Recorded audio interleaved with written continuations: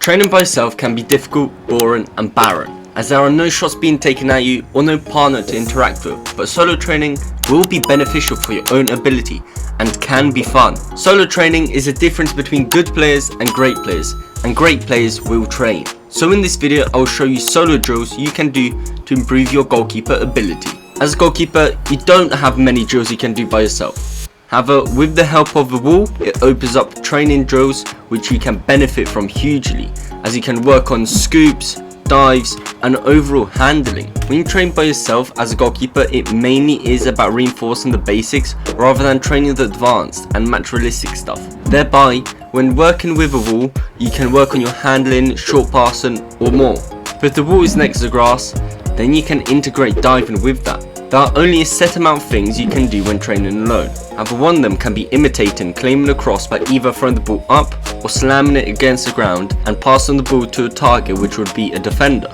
This drill works on many different techniques you can work on, such as throwing, passing and side volleying, working on your accuracy. Second drill which you can do whilst training by yourself can be practicing distribution, by distributing the ball from the edge of the box to the goal, by side volleying, throwing, half volleying. This drill is purely working your technique from different types of distributions. If you want to make this drill more difficult, then try throwing the ball at the crossbar from different distances until we can't get it no more. You can also do this with other forms of distribution. The following drill is a technical drill which works on the spin recovery. You place two balls down separately with the objective being to smother them, and they'll recover via the spin technique to then smother the next ball and continue doing that. This drill is continuous, meaning that it works on endurance whilst also reinforcing the spin recovery. Another thing which you can do when working alone is your goal kicks. You can do this across the pitch, trying to get the furthest distance possible whilst working on your accuracy and technique. Working on distribution is the best thing you can do, as it only requires your input. Also, you can hit goal kicks into your goal to work on your technique of the goal kick, also improving connection. Have another goal kick drill you can do is take a goal kick and then wherever the ball lands, take another goal kick to the other goal.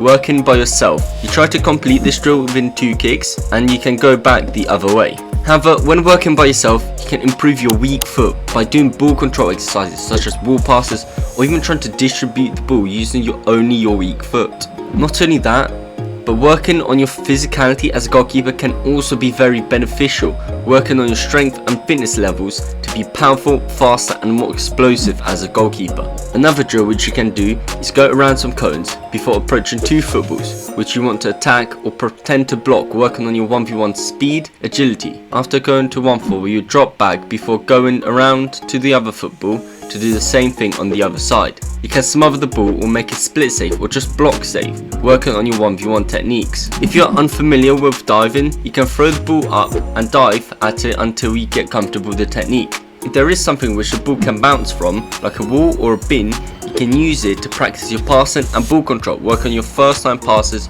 2-touch passes, and even add an element of touching the ball around an object before passing the ball, working both your strong foot and weak foot.